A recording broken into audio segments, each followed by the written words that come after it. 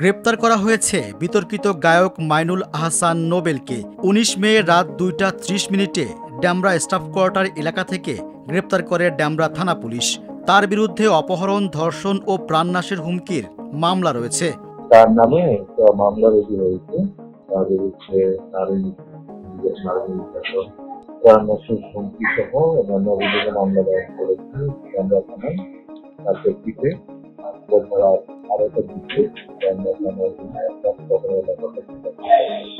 এদিকে ড্যামরা থানার ভারপ্রাপ্ত কর্মকর্তা অফিসার ইনচার্জ মাহমুদুর রহমান জানান, গত নভেম্বরে নোবেল এক শিক্ষার্থীকে তুলে নিয়ে আসেন। তিনি গত ৭ মাস ধরে ওই মেয়েকে বিয়ে না করে ধর্ষণ করেন।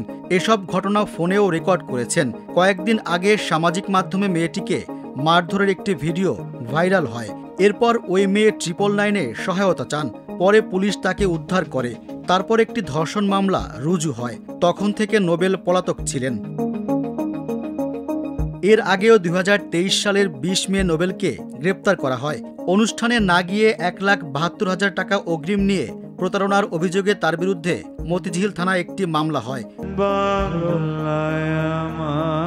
একই বছর কুড়িগ্রাম ফুলবাড়ী ডিগ্রি কলেজের ৫০ বছর পূর্তি উপলক্ষে আয়োজিত সাংস্কৃতিক অনুষ্ঠানে নোবেলের আচরণে বিরক্ত হয়ে দর্শকেরা জুতা ও পানির বোতল ছুঁড়ে মারেন। সেই ঘটনাটি মুহূর্তেই সামাজিক যোগাযোগ মাধ্যমে ভাইরাল হলে সমালোচনার ঝড় ওঠে।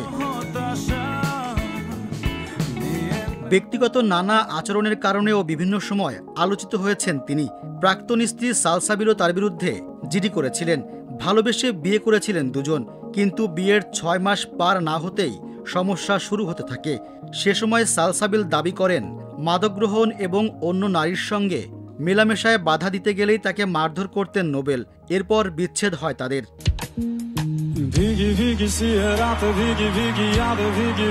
ভারতীয় একটি সঙ্গীত প্রতিযোগিতা অনুষ্ঠানের মাধ্যমে পরিচিতি পান নোবেল। ক্যারিয়ারে কণ্ঠ দিয়েছেন একগুচ্ছ সিনেমার গানে। মাদকে আসক্ত হয়ে সঙ্গীত ছেড়েছিলেন তিনি।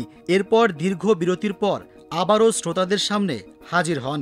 সেবার নোবেল জানিয়েছিলেন, তিনি আর কখনো অনুরাগীদের হতাশ করবেন না, সব অতীত পেছনে ফেলে নিয়মিত গান উপহার দেবেন।